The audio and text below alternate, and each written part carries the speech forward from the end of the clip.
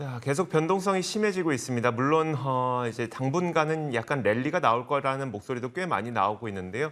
자, 사실 요즘 지난 1년간의 움직임을 보면 이걸 또 기대하기도 쉽지도 않고 여러 가지 고민이 많이 됩니다. 그러다 보니까 자, 이럴 때는 어떤 식으로 투자해야 되는지 이분과 함께 좀 이야기를 자세히 나눠보도록 하겠습니다. 크래프트 테크놀로지스 에이펙 오피스의 오기석 법인장 연결돼 있습니다. 안녕하세요. 네, 안녕하세요. 크래프트 테크놀로지스의 우석입니다. 네, 일단 요즘에 시장 변동성이 워낙 크다 보니까 과연 앞으로 시장은 어떻게 될 거냐에 대한 궁금증이 많을 텐데요.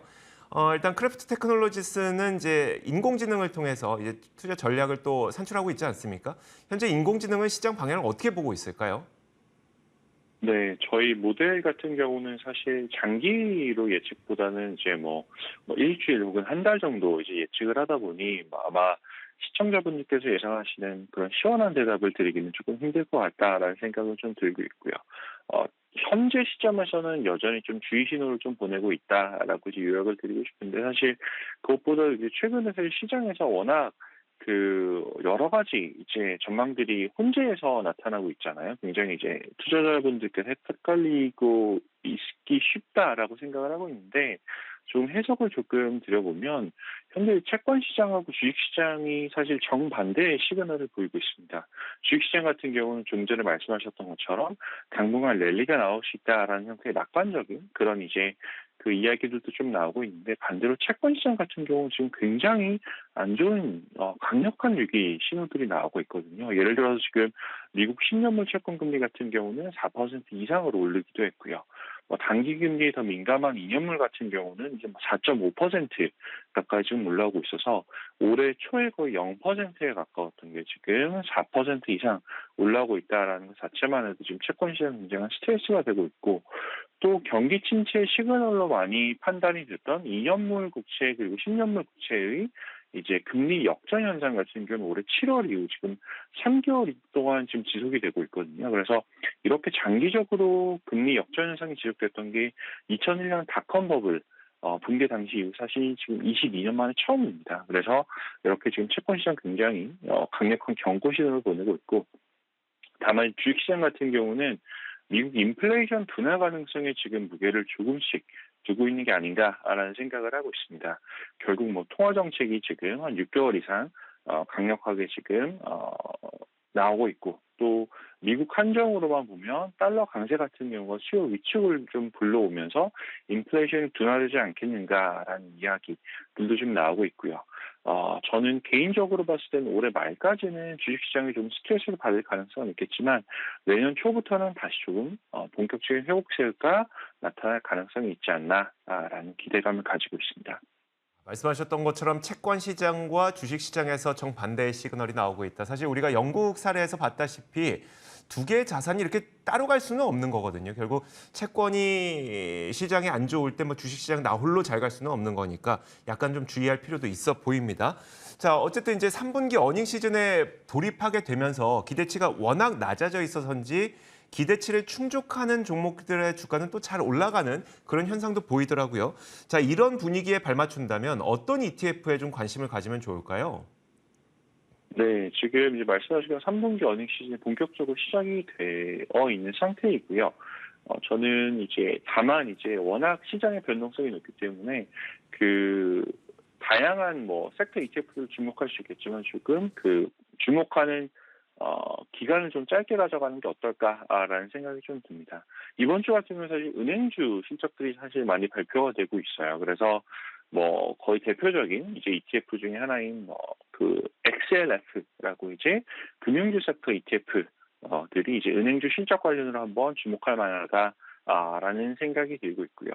또 하나 사실 금융업종 안에서 이제 보험업종이 사실 굉장히 올해 강세를 보이고 있는 이제 그런 자산군 중에 하나입니다. 이번 달만 하더라도 보험업종이 금융업 안에서도 좀 두각을 나타내고 있고요.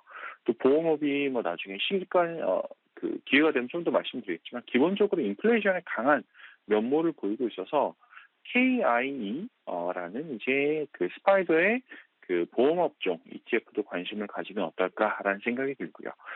다음 주부터는 이제 본격적으로 기술주 실적 발표가 이제 이번 주도 좀 나오고 있지만 돌입하게 되는데 저는 이제 기술주 섹터 ETF보다는 오히려 아이셔에서 있는 러셀1000 이제 성장주 ETF, 그로스 ETF, 이제 티커 IWF라는 ETF가 있는데 성장주에 대한 관심을 좀 가져보면 어떨까라는 생각을 하고 있습니다. 왜냐하면 이제 성장주 같은 경우는 올 연초 이후 S&P 500과 비교를 하더라도 10% 이상 지금 성과가 부진한 상태거든요. 그래서 단기적으로 실적 서프라이즈가 나온다라고 하면 이제 투자자들 관심을 받으면서 저가 매수에 대한 이제 그런 움직임이 좀 나타나지 않을까라는 그런 기대감을 이제 가지고 있고요. 다만 앞에서 말씀드렸던 것처럼 현재 매크로 환경 자체가 성장주에는 사실 부정적이기 때문에 관심 자체는 단기적으로 가져가는 게 나을 것 같다라는 생각이 듭니다. 네, 알겠습니다.